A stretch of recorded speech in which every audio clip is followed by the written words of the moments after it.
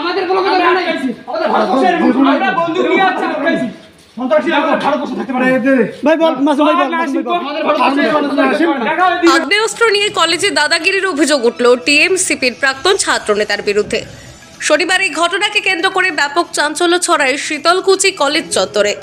কলেজে আগ্নেয়াস্ত্র নিয়ে কি করে প্রবেশ? কলেজের নিরাপত্তা নিয়ে প্রশ্ন তুলেছেন বিরোধীরা। জানা গিয়েছে এদিন শীতলকুচি কলেজের সাংস্কৃতিক অনুষ্ঠান নিয়ে একটি বৈঠক ছিল। তৃণমূলের প্রাক্তন ছাত্রনেতা মাসুম আক্তার ও তার সঙ্গীরা কলেজে এলে কলেজের বর্তমান টিএমসিপির সদস্যদের মধ্যে ঝামেলা শুরু হয়। সেই সময় প্রাক্তন ছাত্রনেতা মাসুম আক্তারের কাছে থাকা আগ্নেয়াস্ত্রটি মাটিতে পড়ে যায়। অভিযোগ এরপরেই কলেজের প্রাচীর টপকে পালিয়ে যায় অভিযুক্ত। যদিও গোটা ঘটনার অভিযোগ অস্বীকার করেছে অভিযুক্ত ছাত্রনেতা। খবর পেয়ে ঘটনাস্থলে পৌঁছয় শীতলকুচি থানার পুলিশ। আগ্নেয়াস্ত্রটি উদ্ধার করে থানায় নিয়ে যায়। পুলিশ জানিয়েছে একটি লিখিত অভিযোগ দায়ের হয়েছে। ঘটনার তদন্ত শুরু হয়েছে। গিয়ে আমি উপস্থিত হলাম, উপস্থিত হয়ে দেখলাম ওখানে একটা জ্যাকেটের সঙ্গে একটা পিস্তল পড়ে আছে, ঠিক গেটটার সামনেই।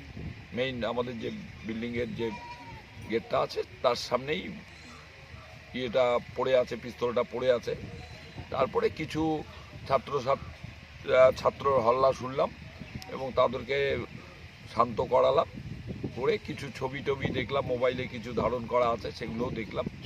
তারপরে এখন ভোলা মহেশ্বর এন্টারপ্রাইজ আপনার কাছে সমস্ত ধরনের বিশুদ্ধ পানীয় জলের ফিল্টার সুলভ মূল্যে বিক্রয় করা হয়।